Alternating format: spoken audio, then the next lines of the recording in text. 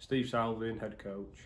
Thanks for that, Steve. First up then, Steve, last season, what's your reflections on how that went and also the nature of how the season came to an end? I suppose the overriding emotion was probably disappointment at the time, because we'd taken a fairly significant chunk out of the gap from those who were above us at the time. And with 5 games to go, we were, reasonably confident we got a chance of reining them back in.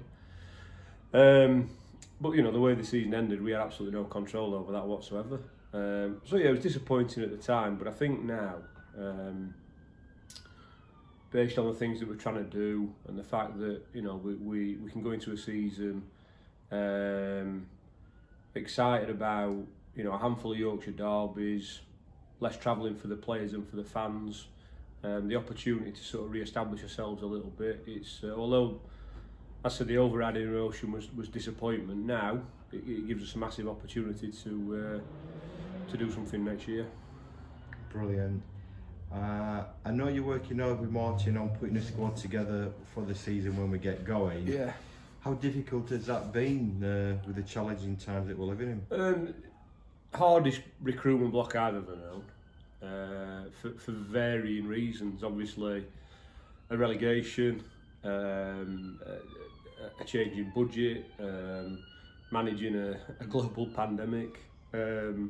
So all those things added in together, it's made it really, really long-winded.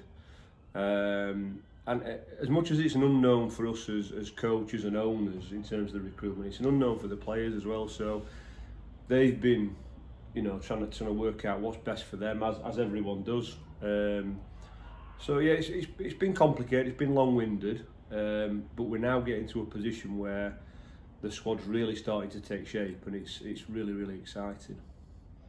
So how pleased are you where you are with the squad in terms of quality and numbers right now?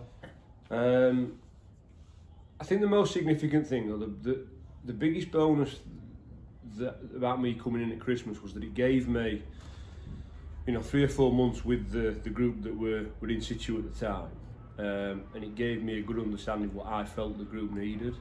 Now, we always intended on retaining a good number of last season's squad, and we've done that, but we did feel we needed to bring in a little bit more experience, and for no other reason other than, I'm an academy coach by trade. I'm all for giving young players opportunity. But I think when you give young players opportunity, or you have a young squad, you have to surround those young players with some experience to help them in the tough moments, when you're under pressure.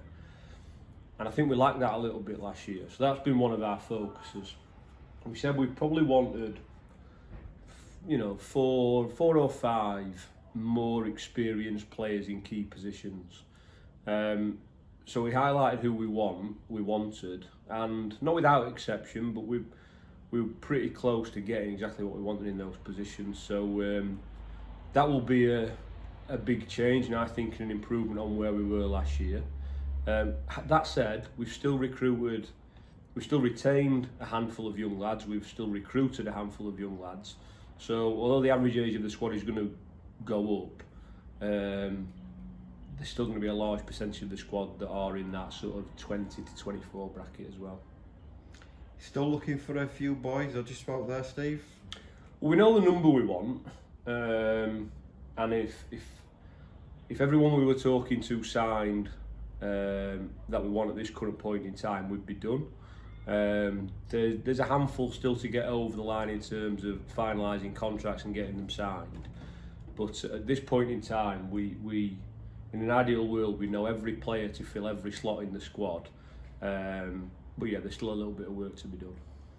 Okay, I mean, $64 million question, what no one can answer is when we're going to start playing. But one of the scenarios that the RFU have suggested when we do go, looks unlikely that we'll get a full 30-game season in, Steve, but they're talking about this 22-game season where you play the 15 games, play everybody once, either home or away.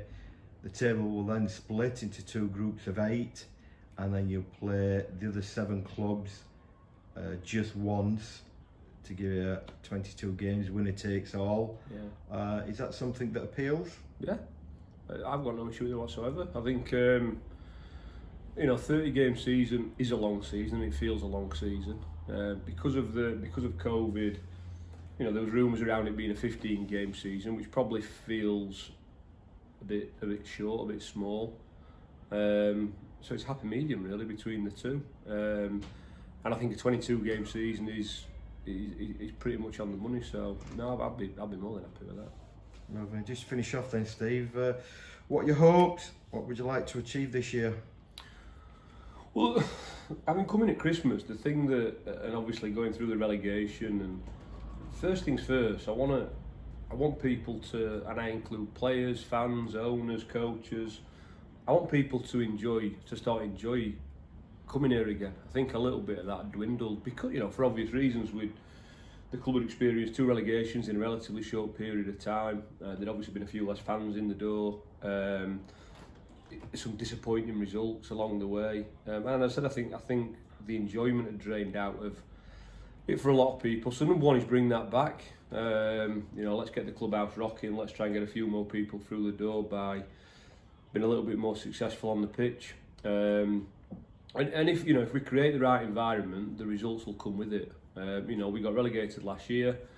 You know, we're not going to talk about it a lot, but we make no secret of the fact we would like to get back up to National 1 at the first time of asking. But it's a bit broader than that for me, and as I said, it's about bringing a feel-good back to the place so that everyone looks forward to Saturday, supporters, players, coaches, owners, and I think if we do that, we'll be some more successful on the field as a result. That's great, Steve. Thanks for talking to us. We wish you well and we hope you enjoy it too. Cheers, Teej.